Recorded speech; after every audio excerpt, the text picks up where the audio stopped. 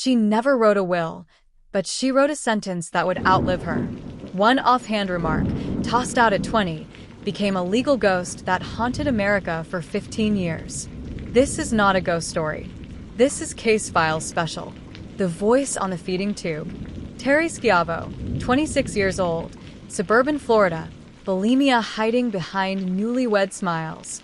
February 1990, cardiac arrest on the bathroom floor, heart stopped long enough to starve her brain of oxygen, long enough to erase the person but leave the body breathing. Doctors call it persistent vegetative state, eyes open, sleep-wake cycles, zero awareness.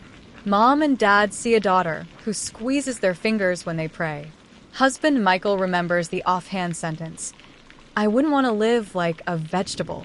One sentence against a parent's hope, the recipe for a national earthquake. The battle lines are drawn in hospital wax. Courtroom 1. Michael petitions to remove the feeding tube. Let her go. Courtroom 2. The Schindlers beg to keep it. She responds to our voices. Between 1998 and 2005, the tube is pulled, reinserted, pulled again, a legal yo-yo that racks up *14 appeals, 5 federal suits, 1 Supreme Court refusal, and a special law signed by President George W. Bush on Palm Sunday. Cameras camp outside the hospice. Protesters chain themselves to ambulances. A senator diagnoses Terri by videotape on the Senate floor. Medical ethics sacrificed for prime time. But here is the chill they never put on the posters. While politicians wave Terri like a flag, someone inside that hospice alters the medical chart. Potassium levels scribbled out. Swallow test dates moved back. A nurse swears she finds the feeding port cap unscrewed the morning after a pro-life congressman visits.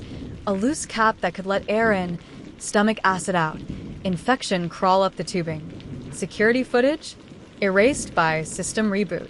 Visitor log? 3 pages torn. No one is ever charged.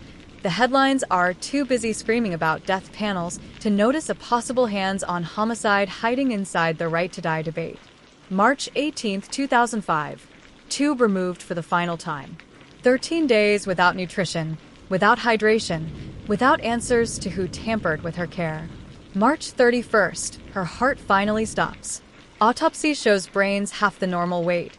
Blind cortex, irreversible damage. Science says she was gone years ago.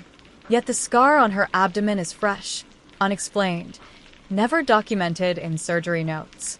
A post-mortem secret stitched shut. Michael remarries, starts a foundation for end-of-choice advocacy. The Schindlers open a crisis pregnancy center named for the daughter they lost. The protest signs fold, the news trucks drive away, but the hospice corridor still smells of bleach and copper at 3 a.m. Staff swear they hear a woman's voice on the intercom, calling Mom, before flatlining into static. So the next time you whisper, "Pull the plug if I'm ever like that," remember Terri's ghost doesn't haunt machines. It haunts the gaps in charts, the missing visitor pages, the silence where accountability should breathe.